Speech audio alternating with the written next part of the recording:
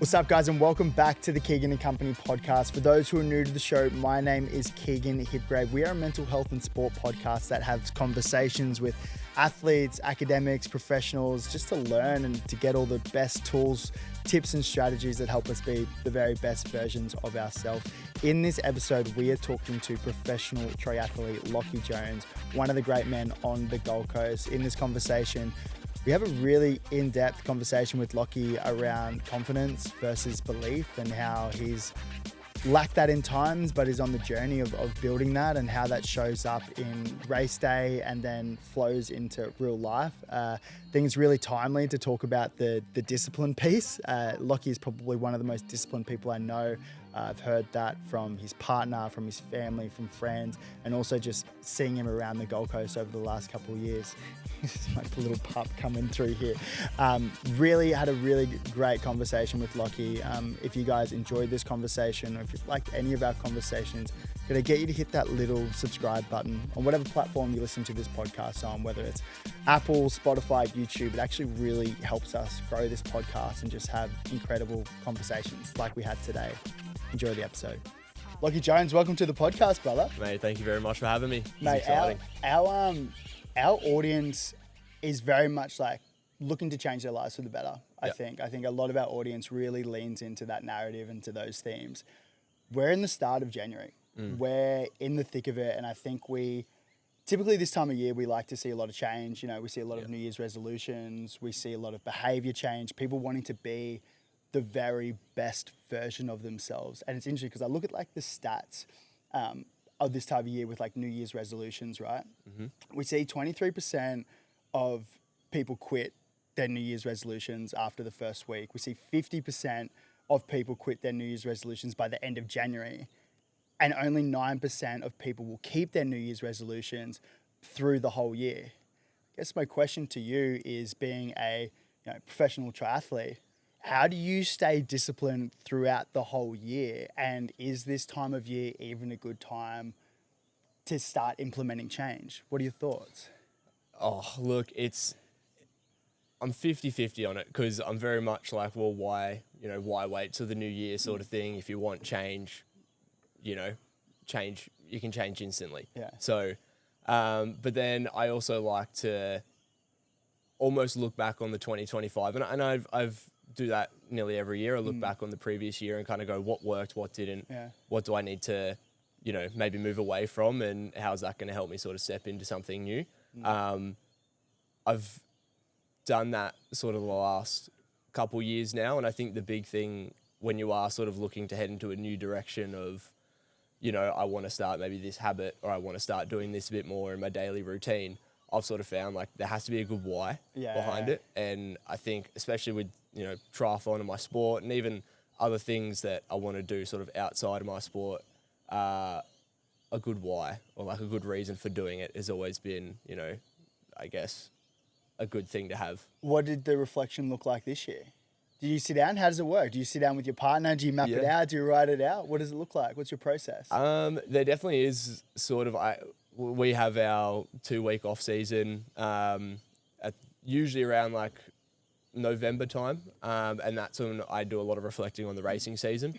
Again, like you'll sit down with the coaches, you'll sit down with staff members, you'll sit down with basically your whole support team, and you kind of work through, all right, like what went well this year. And it is sometimes as simple as just write them down and have a conversation. Yeah. And then that conversation carries on till planning the next year. Gotcha. Things outside of that, like I sit down with my partner and we sort of talk about, like, cause she's very into, planning the year ahead and, talking about the previous year. So they're sort of conversations that we've had together as well. What are our plans, together and separate?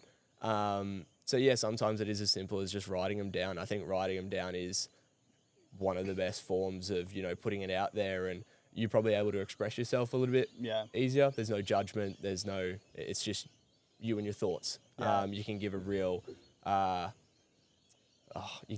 clear sort of insight into how you really felt the year went.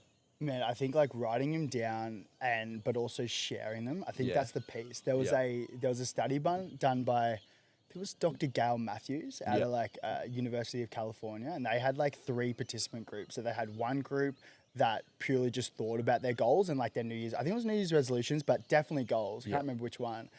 One group just thought about it. The second group thought about them and then wrote them down. But then the third group thought about them, wrote them down, but they also shared with someone they love, someone they respected, like a teammate, someone like that. But the key in that third participant group, not only did they share it, but they also followed up. And so they were like talking about how their process is going. And what they found is that third group had a 33% more likelihood to actually achieve their goal or their New Year's resolution. So I'm like writing them down, but also sharing. I think that sharing bit is the key part. Well, someone to keep you accountable as well. And that's what it comes down to. Like, you know, it is really hard to just keep yourself motivated like that all the time. It is. So, to sort of, I guess, eliminate the factor of, you know, oh, it's just me. If you do share it with someone, then it's someone to keep you accountable. I actually had a call with Paige yesterday, just to get a little background. She's like, I'm trying to sneak away from Lockie just so I can have this chat. But one of the biggest things she said was just like, Lockie is so disciplined. Like, I've never seen him miss a session. He treats his training as his job. You know, you might be out the night before at a social event, but you'll still go do your 3-hour ride the next day. I guess one of the big reasons of this podcast today, and one of the things that I'm really keen to talk about is like the discipline aspect and the consistency aspect. What do you think is it about yourself, or what do you think that you do that keeps you so disciplined consistently throughout the whole year? Yeah, I don't know, because it's definitely not something that I guess just came natural. Like it definitely didn't. Like when, I think when I was younger, like, I was always pretty motivated, and I was always taught, like, you know, if you want to win races, you got to train. You got to train hard and be disciplined. But, you know, when you're kind of 17, 18, 19, you're kind of, you know, going through the school part, and, you know, you got mates who aren't as disciplined as you. It's definitely hard to you know, keep on track. And I definitely was one of those kids that wandered and, you know, got a bit like, I guess I wasn't so disciplined at one point, and you kind of come back to, you know, I think I was probably, it actually took me almost quitting to fall back, I guess, in line and go, all right, like I'm either out of the sport and I'm you know, on the job site, or I'm in an office, or I'm you know, just following the normal, I guess, sort of trend, and or I can actually, you know, shift that and go all in on this, pull myself together. Get a good coach, and like really knuckle in, and that's what I did. And now I guess it's kind of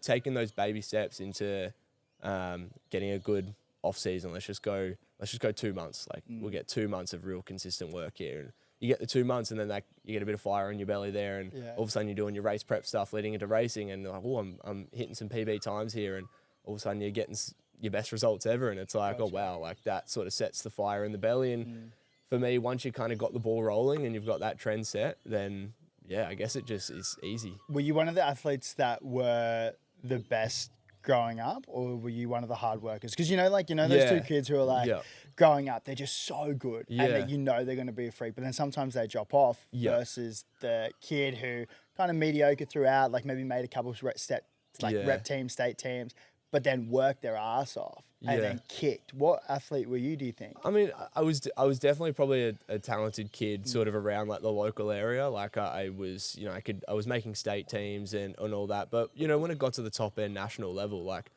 I wasn't the one that, you know, Triathlon Australia was going, oh, he's our golden child. He's the one that's going to, you know, win us the next Olympics. So, you know, when I was growing up, I was never really that.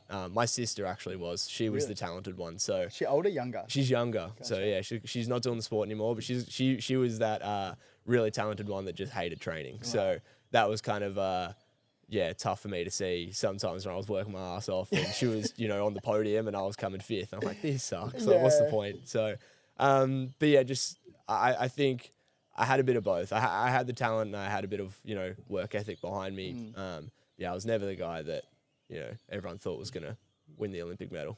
Tell me about the time where you thought about quitting. Was that, you know, early 20s? Like, were you in the sport, like, professionally at that point? Yeah, I mean, there probably has been a couple times, but where I really kind of found was coming out of COVID it was 2022, and we went back over to Europe for the first time.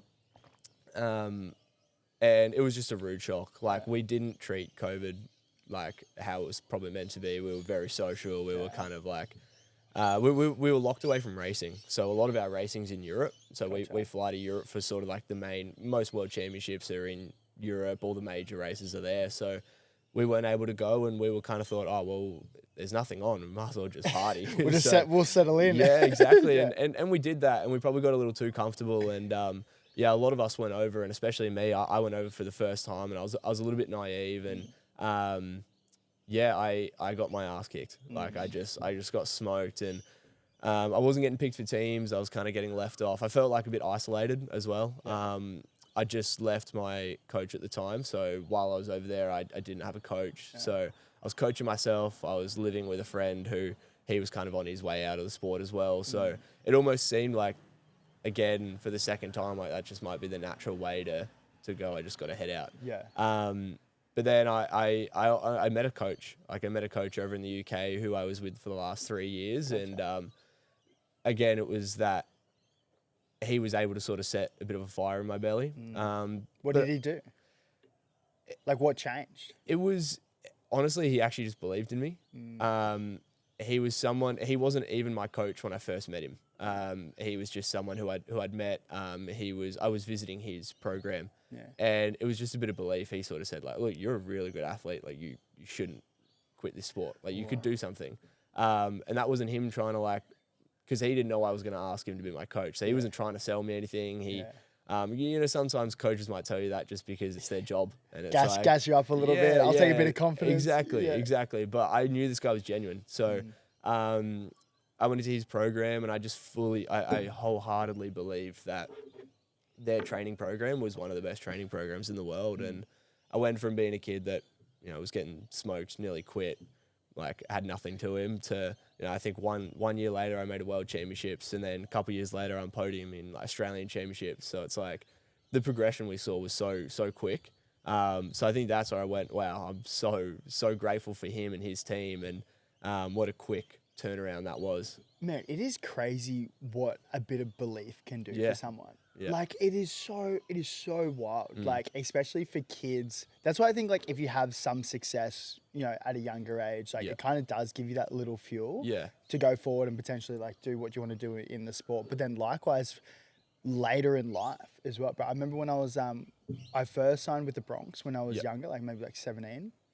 And same thing, heap of belief there. But I had a heap of injuries. And so I think they probably, like, didn't think that I was going to, like, go on and play. I ended up signing with the Gold Coast Titans when I was like 20, where I ended up making my debut. But I had so much belief when I got to the Titans, because I was like back playing, I was back training, I got all my injuries sorted, like I was doing really well. And it's like, oh, the belief, but it was always there. Yeah. So I'm trying to think. It carries. It's almost like people who are in the thick of it, or who are in like a little bit of a rut. It's wild that it only takes like a little bit of belief in someone to do that, right? It's the small wins as well. Like being able to go, like, there's a bit of belief there. All right, what's the next step? Like, so for me, the next step was, well, I got to have a meeting with him. Like, I wanted him to be my coach. So then that was sort of the next step. And thankfully he said yes. And then, all right, well, I want to learn the philosophy around his training program. So then that was the next step. And like every sort of little thing we do, even just like getting added into his email chain, I was like, well, that's cool. Like that's another step there. So everything just kind of gave me confidence that we were building, you know, and I'm very far away from the athlete that I want to be. And like, I've still, like, I feel like there's still so much more progression to go, but I feel like we definitely built something pretty cool, like in such a small amount of time. I mean, from a kid that was about to quit to where I am now. Do you think you're a naturally confident person? No, definitely not. No, my sister had all the confidence. Really? Like that. I remember even again when we were young, if like say I needed to return something to the shops, she had to go do it for me. Really? I was just I was so nervous, and man, talking to girls at school, like I was a wreck. I had to like text him later because I was too nervous to go talk to him. So no, definitely not naturally confident at all. But something that built, and now I think I'm at a point where I'm pretty confident. Because I was going to say, like, after meeting you on New Year's Day, even Yeah. just like looking at socials over the last however long, I would have thought naturally confident person, Yeah. Yeah. but not the case. Nah, no, not at all. And look, it's been tough, and it's something I still struggle with even in my racing. Yeah. Today, like, you know, I'm really confident in all the training I put together, and I try to make sure that's as perfect as possible. It's never going to be perfect, but as perfect as possible. And yeah, I definitely still struggle where I get to the start line, and for some reason all that confidence just goes, and you look left, you look right on the start line, there's the heartbeat music in the background, everyone's sort of there, you're about to dive into the water, and I go, I can't do this. Like they're gonna, you know, there's this guy who's gonna swim and he's gonna break up that, and there's these bike riders, there's these runners, they're all better than me, and yeah, it's hard to just eliminate that completely. But it's something I'm definitely working on, because I've noticed that when I do win races, it's been when I'm confident. How do you work on that? Because I imagine that is a very common thing. Like, I think when you're in it, you're like, I'm the only person who has these thoughts, which is 1000% not the case, because everyone goes through it. Not just athletes, but someone starting their new job, someone starting their new occupation, talking to girls, talking to boys, whatever the thing is. Like, how do you go about it? Or what are the steps you're putting in place? You said you're working on it. Yeah. What does that look like? So I just started seeing a psychologist actually for the first time this year. So there's been like, obviously, I mean, and everyone has it. There's been things that sort of over my life that I don't think I ever really worked through properly. I was definitely just put it to the side, training's therapy, just go train. Yep. And that's, like I said to you, like the other day, like sport's gotten me through like a lot, and I'm grateful for that.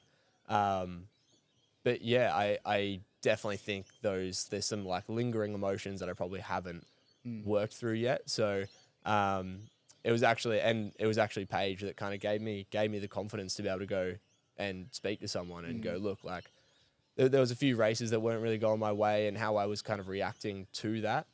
She was like, it's not normal. It's not a normal reaction. Like I was very much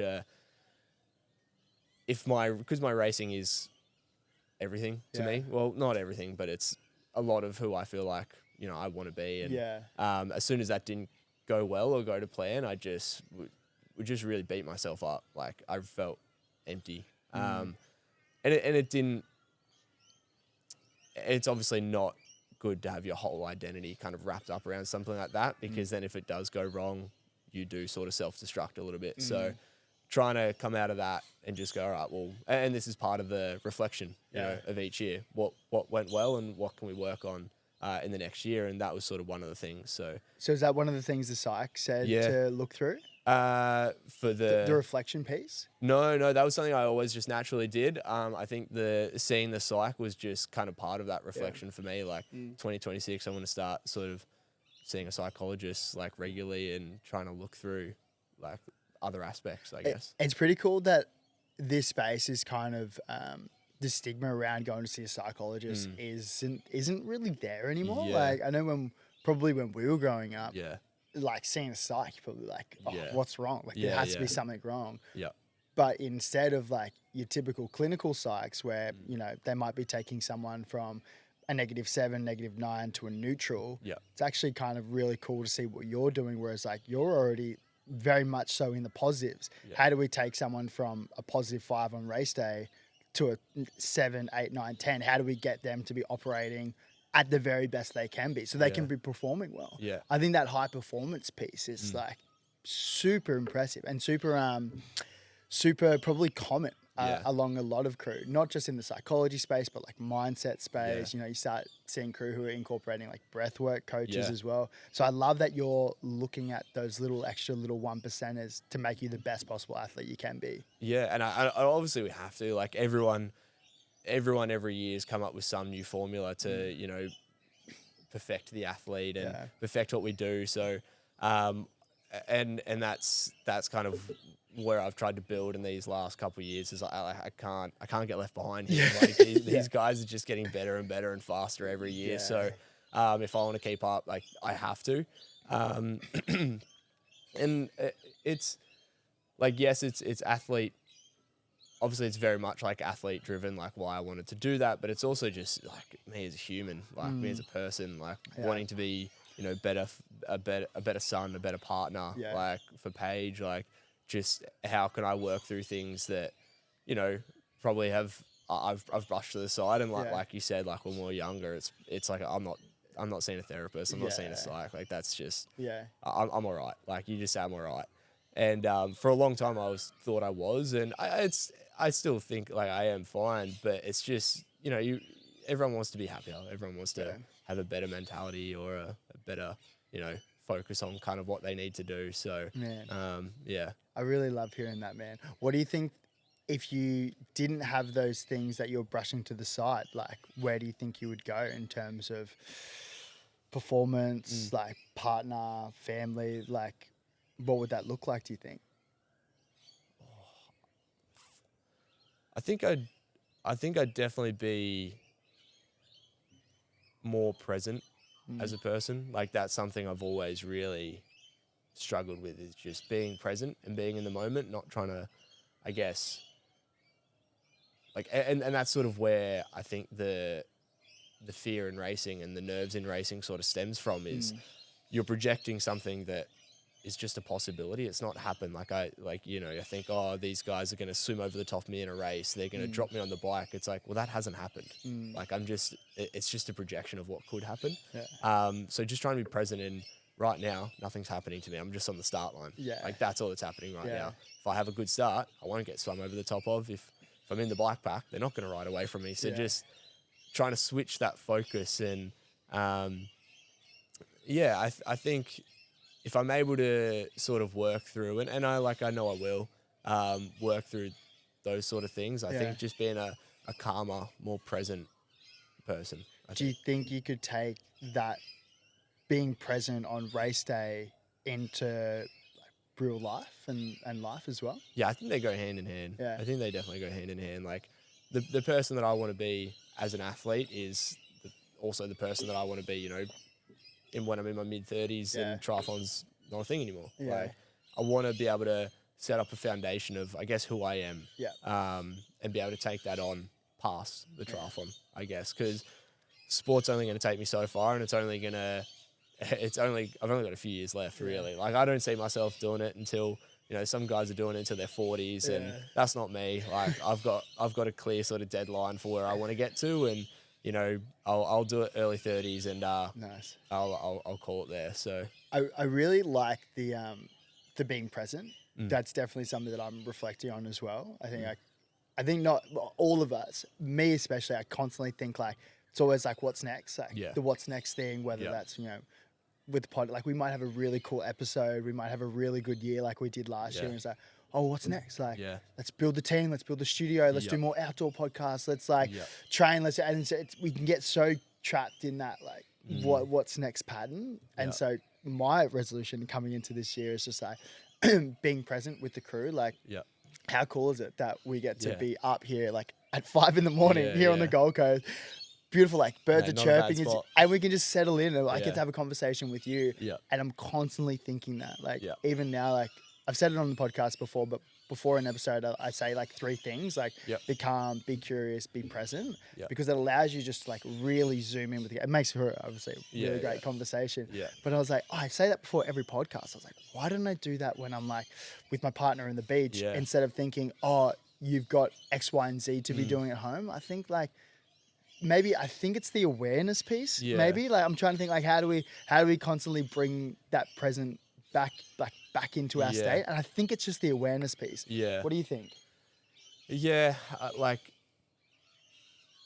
and I guess that's where I'm kind of when you want to be present, but I guess there is a flip side to that where it's like you're too present, and then you're not really actually thinking about kind of like what is next, and then you're not thinking about, you know, future you, or then I guess you're not really setting up much. Is it a balance? I think there's a balance. Like you definitely need to be, like you said, aware of kind of like what's next. Like when we've all got work, we've all got jobs, training, whatever it is, like aware of what's to come, but not letting that impact the present moment, I guess. So as long as it's not impacting kind of what you're doing, especially because you like your loved ones, they they pick up on that. Like if you are, you know, they're talking and you're listening, but you're not really listening. Right. Like they know. Like, It's we're like, you know- idiots if you think they don't know. It's like when you're having a conversation with someone and their like eyes are flirting off in Yeah. the background. I was like, Yeah. bro, you're not here with me Yeah, right now. exactly, Like if exactly. you don't want to talk to me, don't talk to me. Yeah, You know yeah, what I mean? exactly. It's so easy. Like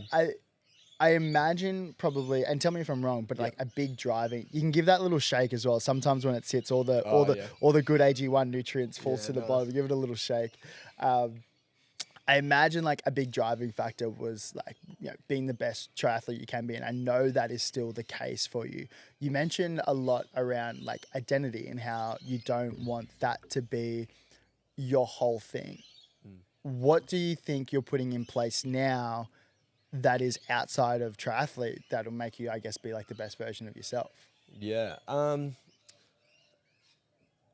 That was something that kind of it's sort of developed over the last probably few years now. I've seen a lot of athletes that were really close friends and they were the same as me before. Like everything was just triathlon focused. It was just, you know, all in on triathlon, which is what you feel like you need to do. Like you feel like you can't be good unless you're all in on it.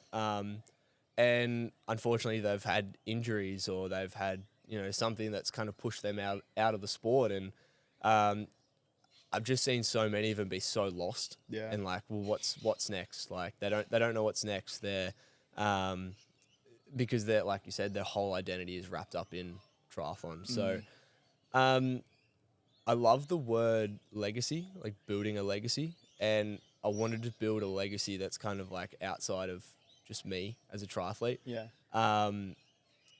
And obviously like how I believe one of the best ways to do that is to give back to a younger generation, or, you know, triathlon's such a big sport now. It's just growing every crazy, year. hey? Like the age group scene, like the amount of people that just want to complete a triathlon for the first time. Yeah. So I actually just started coaching like my tri club that I was with when I first started triathlon. Nice. So yeah, Surfers Paradise Triathlon Club. Like I was 14, 15 when I started with them. I learned how to ride the bike there. I learned, you know, what a triathlon was. And it's kind of a full circle moment how I went through the junior ranks with them. I've kind of competed at the top level and now I'm back sort of coaching them. So, and we've got, it's eye-opening. Like it's super special to kind of go from obviously what we're in every day is a high performance environment. It's be here at this time. You've got to do all your activations. You've got to eat all your nutrition work, right? You've got to do this big set and it's, you know, everything's performance based where we're going there and they're just happy to be there. They're like having for fun. them, they've just finished their 9 to 5 and they're all chatting and they're like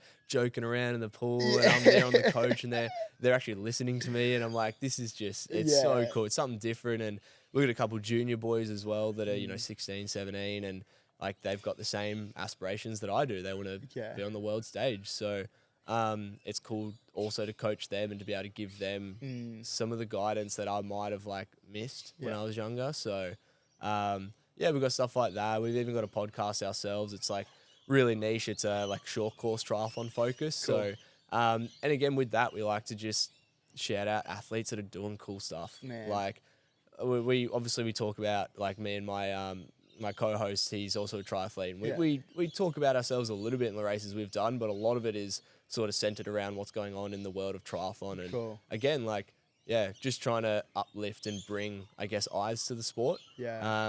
So if we can do that in some way and, you know, leave the sport a bit better than what it was, you know, before us, then I guess that's leaving a legacy. Well, man, like the Tri and Ironman scene has just been popping off over the last couple. I don't know what it is. Like I first started watching, like I did surf club growing up. So like not completely unknowns to it, but I wasn't really like watching the Ironman space or the Tri scene. And then I think BPN started leaning into a lot of that stuff with Nick Bear stuff, Luke Hopgood's, like kind of like, it was kind of like a lot of like social media crew, but they were visually, it made it so sick. And then Matty Hauser one, who we know really well, and just, you start like leaning into, I'm like, am I just leaning into that because mates are doing it and it's like a cool thing? Or is it because I'm like really into, I was just like, but it's popping off. I see it everywhere. And it's like my whole algorithm at the minute, you know? I mean, I wish it was, I wish triathlon was that cool, you know, when I was growing up. Like, mate, I was wishing I was an AFL player or a rugby player or something like that. But I think it's just kind of, we've obviously seen a bit of a flip in, I guess, people's mentalities almost, and like what they want out of life. Like people are wanting more out of life. Yeah. And obviously, I think if you're going through a rough spot, or if there's any, like, you fix the physical first. Like I'm always big, like, fix the physical first, and then I feel like the mental kind of follows. Which is why I always used, training as a therapy session. Right. Like, and now that it sort of is heading in that way, people are just wanting to do hard stuff. Like they say it all the time, just do hard shit. Yeah. Like, and personally, I don't know what's much harder than an Ironman. Like, I've not done the distance yet. I just do the short stuff, and I'll do one just to say I've done it. I was going to say, any interest in doing it? Not really. Not really. Just to tick it off. Yeah, I'll do it just to say I've done it. Maybe in the 70.3. Yeah. But it is so hard. Yeah. Like, I've had a friend who just came over here, did the Bustleton one, and he's a... Yeah, I was over there. Yeah. That was my first 70.3. Yeah, half. right. So I think it was a lot of people sort of, the Bustleton one's great. It's That's very a great fast, one. very flat. Exactly. Very fast and flat. But and he's been doing triathlon his whole life. He came and did an Ironman, and he was like, that was the hardest thing I've ever done. Really? He's like, it's the hardest thing. And Far I mean, out. he was out there for, I think, just over 8 hours. And I'm like, it is such Which a is still long a day. pretty fast time. Yeah, it's so fast. I think he was a little bit upset he didn't go sub 8, but yeah, he'll get that Man, eventually. some crew are doing typically like, 10, 12, sometimes 14 hours if it's your first one, maybe? Yeah, I think most, I mean, he is a professional. So, but yeah, I think it is usually around the 10 to 12 hour mark, which honestly, I used to be a little bit naive, I guess, and just young and stubborn. I'd be like, people getting Ironman tattoos, and I'm like, you just finished it. Yeah. Like, all you did was finish it. But now, obviously, knowing more about it and actually getting close to the distances, I'm like, man, I just could not be out there for 8 hours. Yeah. Like, that's it. Like, I'll be doing a long run. I'll go have coffee and I'll go do my laundry. I'll go do something. I'm like, oh, he's still on the bike. Like, that's just such a long day. So I think Jack Sauce did sub 8 hours Yeah, he at did. Bustleton. Mate, he had a cracking race. We raced in the morning. We were finished because it was half distance. And then we watched his swim time, and it was like 46 minutes. Yeah. And I'm like, and then his bike he nailed. Yeah, and then obviously his run, probably one of his best legs. But I was Yeah. like, that is gnarly. Yeah. I also think like with people, obviously running's had such a big surge over the last couple of years through COVID. Everyone wants to get out and run. And I also wonder, is it because running has taken off? People are at the stage where, okay, well, I've done my half marathon, I've done my running thing. Like, what's next? Yeah, Like, yeah. I can swim a little bit. I mean, riding's probably not so far away. Yeah. Maybe I'll do all of them and jump into that. I wonder if Yeah. that's a bit of a play. Yeah, and I definitely always feel like people are chasing, now that we've, gotten, like, running, like you said, running was the big one first, and now triathlon. It's always like, I think it's good, but then are we doing it for the right reasons, or are you just trying to outdo each other? Interesting, Like, yeah. that's where I started. And being in the sport for a long time, like that is what we sort of see, is a lot of people jumping in, doing it. That you're just sort of doing it to be better than the next person. And I do sort of see the toxic nature of it as well, where at the end of the day, we're just trying to be fit. And I don't know. I think some people take it so seriously, which is good. Like, each to their own. But yeah, we're all just out. It's a run. We're just running. We're lacing up the shoes. What do you think are the best traits or attributes that make a really good triathlete or Ironman?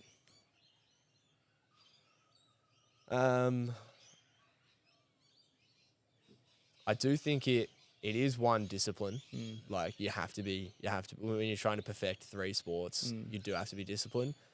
And confidence. I also think at the elite level, like, people say all the time, you could be 99% all the way there, ready to go, but like, it's your head. Your head's that 1% that sort of gets you over the line. And I think Matt Howes is a perfect example. Like, he is a perfect example of, there's some times where I've gone, I've done more training than him. Like, I should be better than him. But I've never met someone quite like Matt, who can stand on a start line, smile at the camera, and just go, I know I've won this. Like, he's won it before the races start. Wow. Like, it's incredible to have that kind of confidence. And there's a few athletes like that, but wholeheartedly believe it, like, yeah, I think that's pretty special. Is there a difference between belief and confidence? Yeah, I think people can be confident but not believe it. Yeah. You can act confident, and you can sort of, I guess, project confidence, but only you kind of deep down know. I guess it's like, good example myself. Like, you thought I was confident. That's my biggest sort of downfall in the sport is, yeah, I may seem it, but I get on the start line and I'm not. Wow. So, yeah, I think you have to believe you're confident, not just be confident. How do you think you build genuine confidence and genuine belief? I think it kind of comes back to the same. It's almost the same, I guess, small wins. Like, you're ticking off small wins. Like, I'll get on the start line next race, and we'll put into place, you know, a plan around, you know, when these thoughts come in, this is what we do about it. You know, that's and I know that's kind of how we've tried to work it in the past. And yeah, again, like, be present. I can finish a race, reflect on the race, and go, was I present? You know, was I confident in what I was doing? And, you know, if I was, that's a win. We tick that off, and then let's go do it again. And then the more you do that, little wins add up. Yeah. Hopefully, I mean, I'm hoping here, because No, I haven't quite got there yet. So I reckon there is so much validation to that, because even when you start thinking of things or like something that we want to get into or just start, like for me, Tri and Ironman, I'm starting, brother. Like, I am so fresh. Like, I think last year we did a little mock triathlon in Currumbin. Like, we signed up for Kingy, but it got too much water pollution, so it got cancelled. But we all trained for it. Yeah. It's like a little Olympic distance. It was perfect little start. There was maybe like 8 of us who'd never done one, but we all kind of wanted to. But so I was like, oh, let's just do one in Currumbin. Yeah. Like, in the creek, we'll like ride out into the valley, and then we'll run the beachfront. Yeah. And it was so much fun. Yeah. Like, we had so much fun. And so that kind of started this whole thing into getting into it. But the same thing, man, like, I'd never been on a bike before. Yeah. Like, I haven't swum squad since I was a kid, since I was doing nippets, like, you know. And so my confidence was so shit. Even like getting into the cleats, into the bike, I was shitting myself. Have you had a few crashes? I've fallen over once. Yeah, okay. Yeah, I've fallen over. I haven't had a crash. You're not a real cyclist if you haven't fallen over once. Touch wood, I don't have to have a crash. but it is, I'm not gonna lie, it is funny watching a mate fall over. Oh, like, there's nothing funny. the best. The best. But I was just like, you're fresh, and I think when you're starting things, you've just got to start. Like, you don't have to be great to start, but you have to start to be great at whatever you want to do. And so we did that little Olympic try, and we started, and it was fun. We posted some stuff on Instagram, and then Ironman reached out, and they were like, oh, I seen you like had Hauser on, you had a couple of the boys on. We saw you doing like this like training at the back of your troopy in Currumbin. They're like, this is actually really cool stuff. Like, would you be interested in doing a full at some stage? And I was like, yeah, but like way down the track. And they're like, oh, well, if you wanted to, like, we can help you out. And they linked me up with like Craig Alexander, who's like now my coach. Crow, the best dude in the world. And then you start just getting all these little wins. Yeah. And okay, well, I spend more time on a bike, and then, you know, you start going out on longer rides with crew, and then you start getting confidence, and you're like, okay, well, this is just from starting and just getting like tiny little wins, and then eventually they compound. And then, bro, when like the finish line at Bustleton, when I did like that half, it was the most like, it was the coolest feeling ever. There's nothing quite like it. Because it was like a year of work. Yeah. And I'm like, okay, I did the work. I did the best I could with the time that I had. I didn't have like I wasn't a full-time triathlete. But I was working around work, and I did what I could. And mate, finishing that line, walking through it, it was the biggest, like, most satisfying feeling in the world. Like, it's incredible. And Ironman do it very well, where they've got the commentator screaming your name as you know, coming down the line, and it's. And I get it. Like, I think I get it now, and I think it comes back to now that I am coaching other athletes and just seeing the achievement in just finishing. Right. Like, it's really cool to see for like myself. Is like, there's so much more to triathlon than just winning a race. Like these guys are, you know, they're still working their 9 to 5, but they're still up at 5 a.m. doing the bike ride. They're still at the pool at 6 p.m. Like, they're getting their sessions in, and they're having fun doing it. Like, I think we definitely lose that. Why did we start doing this? We started doing this when we were 12 years old because it was fun. We were hanging out with our mates, like trying to remember. And again, that like, I mean, not trying to like toot Matt's horn a little too much, but he's very good at just having fun with it as well. So I think going away with training camps and, you know, just realizing that we are living the dream. Like I get to ride my bike as a job. Like that's just sounds stupid, but like I get to go to Europe for, you know, 4 to 6 months of the year, and that's my job. Like that's just so cool.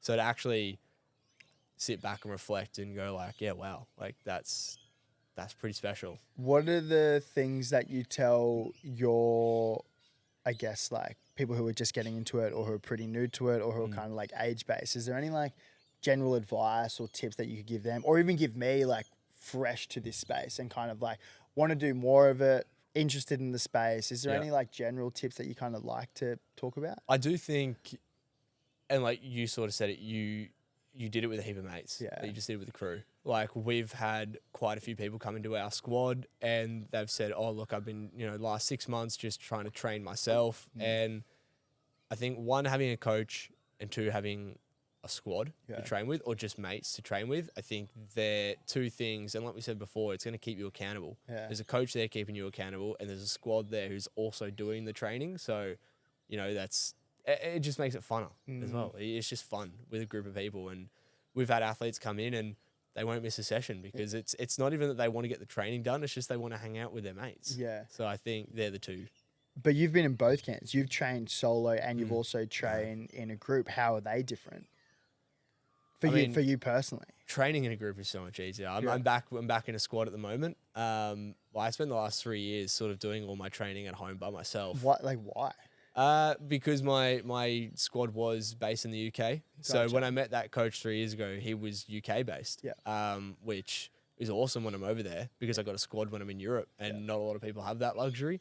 Yeah. But then flip side of that, none of them live in Australia. It's fair. I come back and I just kept telling myself, and like it's might be a bit of a corny saying, but they kept saying like, what I'm doing right now, this is gonna make a good story when I write my book. Yeah, like in the end, or like when we do that documentary at the end of my career, this part's gonna make a good story. You know, you just sort of out doing the solo hours, like. Yeah. But also when you're doing that, you got no one else to blame. Like you miss a training session, you missed a training session. Yeah. If something went wrong, like that's on you. Which is good and bad. I kind of like that. But yeah, now that I'm in a squad, it makes it so much easier. Do you find that there's much pressure when like in the tri space? Because if it's a squad of like say an NRL or AFL, you're in a team. Yeah. It's in team environment. Yeah. When you have a bad day on the race, that's on you. Yeah. Is there much pressure that comes with that? Yeah. Yeah, a lot. And I think that's again part of the trying not to define yourself by your races and your positions. And I'm not going to speak on like I'm some expert because I haven't figured out how to do that yet. Yeah. I had a race in South Korea in November last year, and I went into it. I was coming off the back of a half marathon that I just did, and I was in some of the best run form I've ever been in. And I'm not typically a runner. Like I'm a swim biker. Yeah. So for me, I started putting together these really big runs, and I was like, wow, like I'm going to be a complete triathlete soon. And had all this confidence going into South Korea, and I just bottled it. I think I got like 35th. Like I had a shocking result, just shock and swim. It just didn't go to plan. And I called Paige and I was like, I'm just shit. Like I really am. I'm just no good at this sport. Like I can't string a good season together. I can't, there's just a lot of like, and it's obviously not the right way to go about it, but you're just bashing yourself just for the sake of it. You're just upset at something, and there's nobody, like you said, there's no one else to blame. Like it's on me. I don't have a teammate to blame really. It's I race bad. So, trying to, I guess, put aside the bad results and go, there's always going to be another race. There's always going to be another race. My family's still going to love me. I'm still going to go home. My friends are still, they're not going to not want to be my friends because I got 35th in this race in South Korea. Yeah. Realistically, but they probably didn't even watch it. They probably didn't know what was happening. So like it's okay. It's not the end of the world when something doesn't quite go right. Yeah. I even learned it in, and I mean, this is probably a bit of a, probably a bit of a silly one for me to have done, but the HYROX in Melbourne. Yeah. Oh yeah, bro. I Yeah. remember watching this. I love the lead in as well. Yeah, man, I made a big lead in. I was confident. I was really, and that was probably one point and I had no right to be confident. I had no right to be confident. Yeah. And I'd made some comments, like I saw HYROX is obviously getting bigger and bigger, and everyone was like, it's just a run race. And I was like, I'm seeing their run times and they're shocking. Yeah. Like I was like, I can win this. And I was like doing the breakdown. I was like, yeah, I'm going to go a sub 60. Like I was like, if I do really bad in the sled push and pull, I'll still go a sub 60 because I'll run this. Anyway, I got like an hour 20. Yeah. Mate, I saw, because you filmed it so well, like in the lead, and I was like, man, I was keeping an eye. I was like, this is sick. And then, bro, what I really loved, I loved the humbleness at the end where you said something just like, man, like, I'll take that. Like I thought I was going 1C. I got 120. You know, I think the humbleness was really cool, bro. I mean, like I'm at a point now where I'm confident in, like, if I say something and I don't do it, I'll just say that caught me by surprise. Yeah. Like I'll eat my words there. Yeah. Humble pie. Like I wasn't good enough for that. But yeah, I think even being able to do that, and obviously that comes with backlash. Like when you do make a statement like that, like I definitely had some people like messaging me on DMs being like, oh, you know, you can't be doing that, like, you know, calling me all sorts of things. But and like that's fine. They don't know me. They don't know that it didn't come from a bad spot. And I never wanted to be disrespectful to any other athletes out there. But yeah, that was a bit of a, almost like a good throw yourself in the fire, do something hard, make a statement. If you don't do it, like be able to just brush it off. Yeah. Like, and I think I like that. That gave me a bit of confidence in, I can just brush it off. I can, you know, a week goes by and no one remembers it anymore. And no one cares. So where did your head go on those sled pulls? Oh, it definitely was like, where's the nearest exit? I was looking over and I actually saw Bailey O'Brien. I just met him, I think, the day before. Great dude. And such a legend. And I saw he was coming over, and I think I got into the sled pull maybe second. Yeah. And so all the eyes were on like the winners, and the guy on the mic was, you know, just screaming my name, and I was like, this is not looking good, because this sled's just not coming. It's not coming to me. So it's like 200 kilos, isn't it? I think the push is like 210. I think it's like 150, 160. So it's like double your body weight. Yeah, literally. Yeah. So boys are throwing back like 100 kilos, and I'm like, I'm 70 kilos. Like that's not. I'm 30 kilos too light here. Yeah. So yeah, there was a few people on the side, like Bailey, and my girlfriend was there, Paige, and I was just like, just go to the next station. I'll see you there. Like hopefully I'll get there. Yeah. But yeah, I mean, my head went in the bin a bit there, but it was fun. Like there's not a lot of triathletes who would probably go and do that. Mate, HYROX is such an interesting space, because we're starting to see now like a bunch of different athletes trying their hand at it, like a lot of marathon runners and triathletes. And for me, because I was the same, I would have thought that the triathlete, the runners, like all these crew would dominate because of the running component. But it just shows that you can't. So different. You got to respect the weight that they got to throw around, really, right? Do. And there's just like muscles that we don't use in the sport. For me, it was my forearms. Yeah. Like nobody told me my forearms are gonna like be sore. Everyone's like, oh, you know, you got to train your glutes or your legs or like this part, or like. And I was like, no, for me, I don't have any grip strength. Like, what part of triathlon is grip strength related? It was a learning lesson, but I'm not gonna be doing another one anytime soon. Yeah, I bet. Me neither, brother. I have no interest in it. Mate, tell me about when things do get hard. And I'm thinking when triathlon, in life, in HYROX, when things get really hard, how do you navigate out of that? Because I imagine you're constantly putting yourself in a place of stress, right? Yep. Whether that's in training, a long ride, trying to balance like work-life balance, whatever the thing is. When it's really hard and you're in the thick of it, how do you look at navigating yourself out of those times? Yeah. I do find, for me, I like to talk to someone. Yep.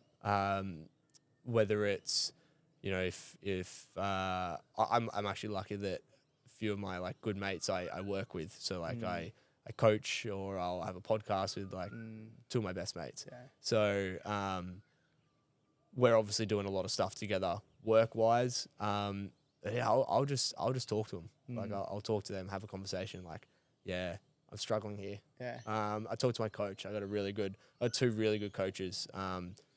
And they're both athletes. I mean, they're both world champions at some point in the sport, so they understand it as well. Finding, and obviously Paige is like, Paige is a real, like I'm so lucky to have someone like her. She's not in the sport as well, which I really love. She kind of has that outside perspective of things. So like when I am beating myself up, she's like, "What are you doing? Yeah. Like you're not just the triathlete. Like you're this, you're that, you're there." Like it gives you it's reassuring and it's comforting.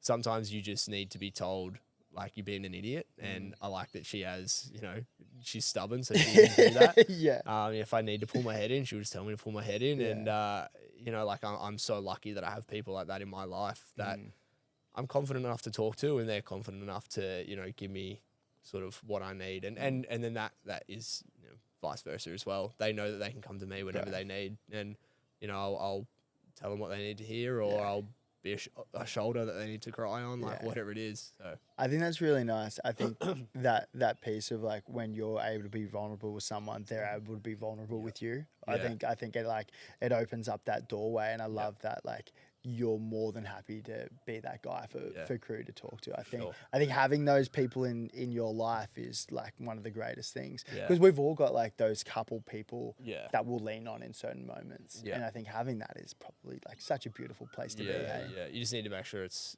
obviously, if it's reciprocated, like you need to be able to give that back, because you can't just take all the time. Yeah, like 100%. Yeah. It's even like talking to talk. Like people are in conversations, and they're kind of just waiting to give them their response, their rebuttal on what they're saying. Where it's just like, no, just like listen to listen. Yeah, like settle in. Like what are you trying to tell me? Yeah. There's no rush in it. There's no rush. We can settle in. Mate, on Paige, I do have a question from her that I'll play. Hey, look, it's your amazing girlfriend Paige here. I want to know, what is your definition of success? It's a good question. Ooh. Definition of success. Man, just even hearing her voice is like nice.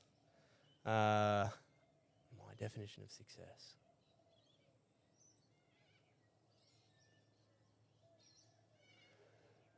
I don't think there's actually anything sort of right. It's not really like a right now. Like for me, success is like I would think I'm a successful man if I have a happy wife, happy kids, we live in a stable home. Like for me, I would see myself as successful then. And